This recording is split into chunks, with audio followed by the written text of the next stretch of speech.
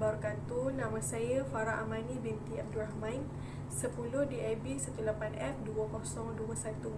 Okey, hari ini saya akan membincangkan tentang isu yang menjadi perbualan hangat, iaitu aplikasi TikTok yang meresahkan para remaja kini.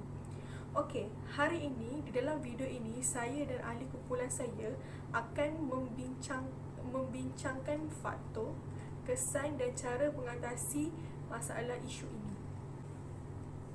Objektif kami membuat video ini adalah untuk menyatakan faktor berlakunya kesalahgunaan aplikasi TikTok ini, cara mengatasi dan kesan buruk, kesan baik apabila berlakunya penyalahgunaan aplikasi TikTok ini. Okey, yang pertama, faktor pertama berlakunya kesalahgunaan aplikasi TikTok ini ialah remaja kini ingin mengikut trend terkini, iaitu mereka suka mencuba benda-benda baru. Okey, faktor kedua ialah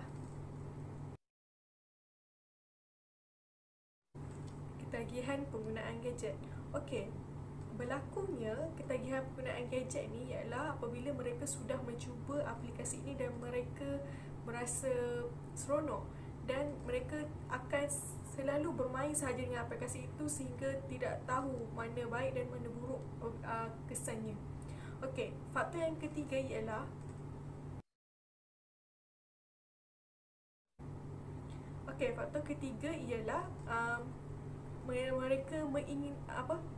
mereka menginginkan perhatian. Okey, apabila mereka mencuba sesuatu trend terkini ataupun trend yang terlalu famous di aplikasi TikTok, apabila mereka post sesuatu video akan mendapat banyak suka ataupun like. Jadi apabila mereka teruja dengan perkara tersebut, mereka akan buat lagi satu perkara yang boleh menyebabkan masyarakat kita ni suka. Itulah, mereka dapat perhatian daripada situ. Okey, faktor keempat, masyarakat kini mencuba aplikasi TikTok ini ialah untuk menghiburkan diri dan mengisi masa lapang mereka. Mereka membuat demikian kerana untuk menghilangkan rasa bosan. Melati kuntum tumbuh melata, sayang merebah di pohon cemara. Assalamualaikum mulanya kata, saya sembah pembuka bicara. Assalamualaikum warahmatullahi wabarakatuh dan salam sejahtera. Saya ucapkan kepada Ustazah Salina binti Mat Seha, pensyarah komunikasi dan penyiar Islam bagi kelas DAB 5B Disember 2020. Nama saya Muhammad Fauzan Najmi bin Abdullah, nombor metrik 10 DAB 18F2064. Dalam video pembentangan saya ini, saya akan bentangkan kebaikan-kebaikan aplikasi TikTok kepada para pengguna. Sebut sahaja TikTok, pasti ramai sudah terbayang video lucu yang sering menjadi tontonan ramai. Semestinya, aplikasi trend ini makin menjadi hangat dan menjadi ikutan ramai. Ramai orang beranggapan bahawa aplikasi TikTok ini hanyalah aplikasi untuk penggunanya untuk berhibur. Akan tetapi, terdapat manfaat lain yang boleh didapati melalui aplikasi tersebut, iaitu dari segi pendidikan, perniagaan, travel, tips kehidupan, nasihat kewangan dan sebagainya. Tidak dinafikan bahawa media sosial juga dapat memberikan kesan yang baik kepada para pengguna. Sebagai contoh, aplikasi TikTok ini dapat mengasah bakat dan mencukil bakat seseorang dalam membuat video ataupun edit video. Para pengguna yang kreatif dalam penyuntingan video dapat menghasilkan dan menyiarkan hasil suntingan mereka di aplikasi TikTok. Mereka bebas untuk menghasilkan dan memuat naik video yang kreatif selagi mana tidak bercanggah dengan ajaran Islam. Hashtag, boleh pergi dekat search tab dekat bawah dulu. Okay, sekarang cara pilih lagu Comes Like That. Okay, kalau nak pilih tap to shoot, boleh pilih dekat bahagian bawah ni. Dia ada long press to shoot ataupun tap to shoot. Okay, channel nak pilih yang selfie mode. Kebaikan yang seterusnya adalah pelbagai ilmu dapat diperoleh daripada aplikasi TikTok. Ramai artis, para pendakwah dan juga guru menggunakan aplikasi TikTok untuk menyampaikan ilmu yang berguna kepada masyarakat. Sebagai contoh, saya ambil Ustaz Abdullah Khairi, antara penceramah bebas yang sangat dikenali. Beliau sering memuat naik video nasihat dan tazkirah yang dapat memberikan input kepada para pengguna, terutamanya kepada golongan-golongan remaja. Doa ni masyhur kan. Allahumma lakas subna wa bika amanna ala rizqika aftarna kan. Kan Nabi SAW bersabda, salasatun la turaddu da'watuhum. 3 golongan yang tak ditolak akan doa mereka. Di antaranya as-saim hatta yuftir. Itu orang yang berpuasa sehingga dia berbuka. Menunjukkan masa tu cukup mustajab doa kan. Kita doa macam-macam. Kita doa Melayu, ya Allah bagi aku kereta baru. Ada tak? Nabi ajar. Kita ya Allah bagi rumah besar. Kita minta kan. Jadi yang ni diajarkan oleh ulama. Kan benda yang baik. Kita doa lah.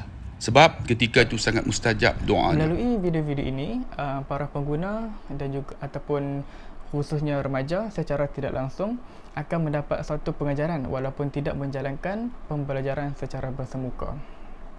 Seterusnya, kesan baik yang dapat dilihat dari penggunaan media sosial ini adalah TikTok dapat dijadikan sebagai satu platform di mana mampu mengubah dan menambah dan meningkatkan skill percakapan seseorang atau lebih dikenali sebagai communication skill. Aplikasi TikTok ini dapat menambahkan keyakinan diri seseorang untuk bercakap di hadapan kamera. Jika dahulunya mereka seorang yang pemalu untuk bercakap di khalayak ramai, tetapi kini mereka lebih berani dan untuk bercakap di hadapan kamera dan kemudiannya lebih berani untuk bercakap dan berinteraksi di khalayak ramai. Justru, aplikasi TikTok ini bukanlah sekadar platform untuk menyampaikan dakwah, malah untuk membina skill percakapan seseorang. Rupanya memang terdapat pelbagai kesan baik jika kita menggunakan TikTok dengan cara yang betul. TikTok bukan sahaja mempunyai konten yang fun, tetapi juga boleh menambahkan ilmu pengetahuan kita. Anda perlu mengikuti ataupun follow TikTok yang mempunyai ataupun menghasilkan konten yang bermanfaat supaya video itu sampai kepada kita. Kesimpulan yang dapat saya buat daripada kupasan tajuk saya hari ini, aplikasi TikTok bukanlah sekadar aplikasi yang lara, ia juga memberikan kesan yang baik jika para pengguna menggunakannya dengan cara yang baik dan betul.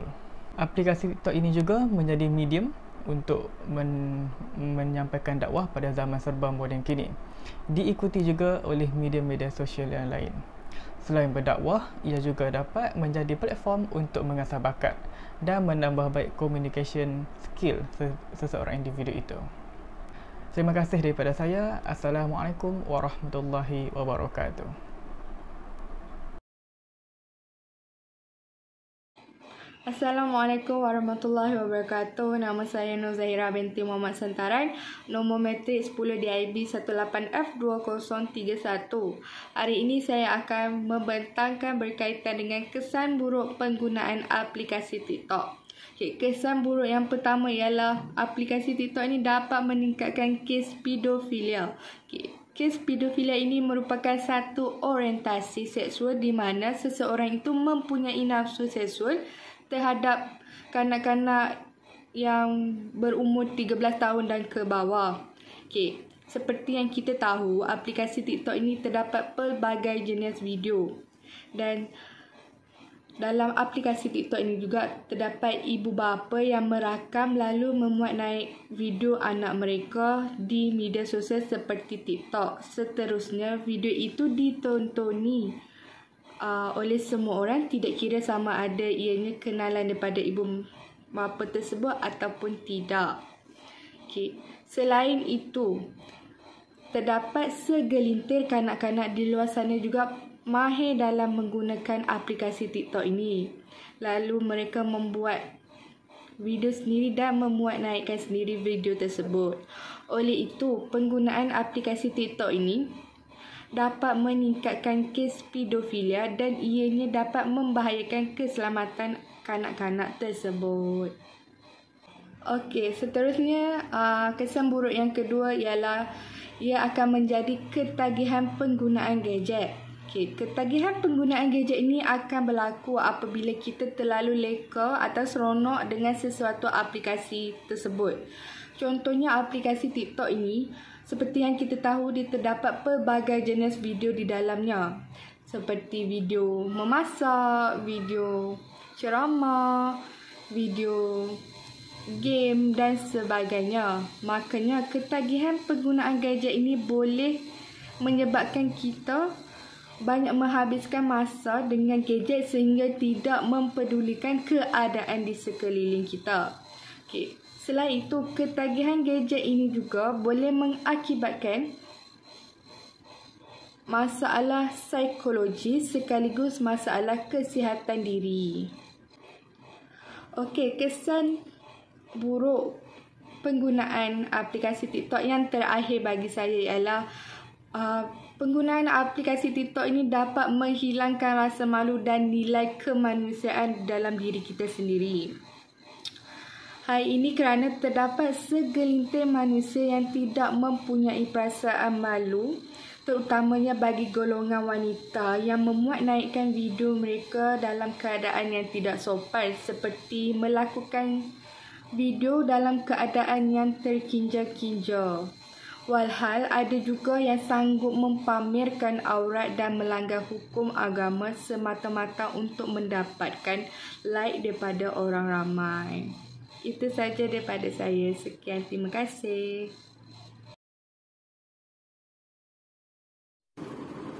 Assalamualaikum warahmatullahi wabarakatuh.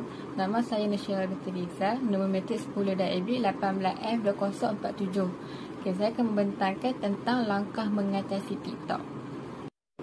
Antara langkah-langkah yang akan saya terangkan ialah: yang pertama, hadkan masa bermain TikTok. Yang kedua, mencari hobi baru. Yang ketiga, memperbanyakkan bersosial bersama keluarga ataupun rakan-rakan. Yang keempat, menahan diri dari ketagih ataupun kerap menggunakan aplikasi TikTok. Dan yang terakhir, menghadkan followers di akaun TikTok. Okey, langkah yang pertama ialah menghadkan masa bermain TikTok. Okey, seperti yang kita tahu, bila kita menggunakan aplikasi TikTok, kita akan tanpa sedar kita membuang masa ataupun kita terleka dengan hiburan-hiburan di aplikasi tu kan. Sampai kan ada yang kerja-kerja kita perlu buat tu tertangguh ataupun tak buat, lupa kan. Okey, secara ni kita kena tetapkan masa. Contohnya dalam sehari kita tetapkan 1 jam. 1 jam saja kita tengok TikTok. So hak kerja-kerja lain tu pun tak adalah terabaikan ataupun tertangguh. Okey, langkah yang kedua ialah mencari hobi baru. Okey, hobi ni kita mesti tahu kan, merupakan sesuatu benda yang kita suka buat. Bila kita suka buat tu, kita akan macam rasa seronok.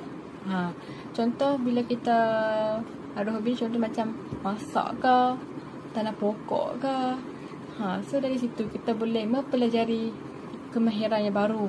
Okey, bila kita ada hobi, kita suka buat, kita macam kan tak ada lah menggunakan aplikasi TikTok tu terlalu kerap. Langkah yang ketiga ialah memperbanyakkan bersosial bersama keluarga dan juga rakan-rakan. Okey, contohnya meluangkan masa bersama keluarga seperti makan-makan, keluar jalan-jalan, menonton TV bersama-sama. Lepas tu kita keluar dengan rakan-rakan semua tu kan. So dari situ kita akan kurang guna phone dan juga kita akan kurang main TikTok ataupun kita buka TikTok kan. Kita akan kurang dari situ. So dari sini pun kita dapat cegah ataupun kita dapat mengatasi masalah tersebut. So kita kena perbanyakkan meluangkan bersama dengan orang-orang kita tersayang. Dari situlah kita akan lupa tentang media sosial apa semua ni. Langkah yang keempat ialah menahan diri dari ketagih ataupun kerap menggunakan aplikasi TikTok. Okey, apabila kita terlalu kerap menggunakan aplikasi TikTok, kita akan leka ataupun kita tak sedar kita buang masa banyak sehingga kita terabaikan benda-benda ataupun kerja-kerja kita perlu buat. Okey, contoh cara untuk mengatasi ni, kita kena buang kita perlu buang aplikasi TikTok di phone kita selama seminggu ke ataupun 2 minggu ke. Dari situ pun kita dapat menahan diri kita dari kita menggunakan TikTok terlalu kerap. Okay, langkah yang terakhir ialah menghadkan followers di akaun TikTok. Okey, bila lagi ramai followers di akaun TikTok kita, akan lagi banyak lagi video yang akan ada di akan banyak lagi video yang akan lalu di aplikasi TikTok kita. Okay, kita kena hadkan followers. Contoh, kita akan buang followers yang kita tak gemari, yang tidak berfaedah, yang akan lagi banyak lagi buang masa. So, kita kena simpan followers yang memberi faedah kepada kita. Dari situ kita adalah buang masa sangat kan.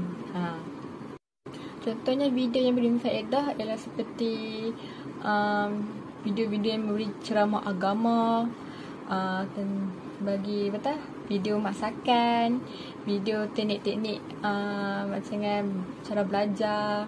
Itu yang memberi faedah lah untuk kebaikan kepada kita. Sekian saja daripada saya menjelaskan tentang langkah mengatasi TikTok. Sekian, terima kasih. Assalamualaikum. Warahmatullahi wabarakatuh. Nama saya Nur Maisarati binti Yusri 10 DAP 18F 2057. Kesimpulannya, aplikasi TikTok memang dibuat sebagai media hiburan baik kepada pengguna maupun sebagai pelai TikTok. Platform ini bagus untuk melatih kreativiti para pengguna sehingga boleh menjadi online content creator, tetapi akan menjadi tidak baik jika bermain TikTok untuk mengejar viral dengan segala cara termasuk tarian yang tidak senonoh bagi perempuan dan kegiatan kurang beradab yang lain. Pada pendapat kami, aplikasi TikTok bukan sekadar aplikasi untuk pengguna berhibur, tetapi terdapat manfaat lain yang boleh didapati melalui aplikasi TikTok dari segi pendidikan, perniagaan, melancong, tip kehidupan, nasihat kewangan dan banyak lagi. Rupa-rupanya memang terdapat pelbagai konten atau kandungan yang bukan sahaja untuk berhibur tetapi juga boleh menambahkan ilmu pengetahuan kita. Pengejarannya tidak kiralah siapapun kita sebagai pengguna, sama ada pemilik akaun atau sekadar pelayan TikTok, gunakanlah secara berhemah kerana rangkaian aplikasi ini boleh diakses berbagai lapisan usia penonton. Lagipun, sekali kita kongsikan video atau kandungan yang tidak sepatutnya ke aplikasi online ini, jejak digitalnya akan terus kekal. Cadangan terbaik kami bagi yang berpengaruh, gunakanlah TikTok untuk membawa kebaikan walaupun ramai yang mungkin mempunyai persepsi sendiri terhadap aplikasi ini. Mungkin anda berfikir lebih banyak sesi negatif berbanding positif. Tetapi kita juga tidak boleh menyalahkan perkembangan dari segi teknologi. Pucuk pangkalnya semua terpulang kepada individu itu sendiri untuk menggunakan aplikasi TikTok ini ke jalan baik atau sebaliknya.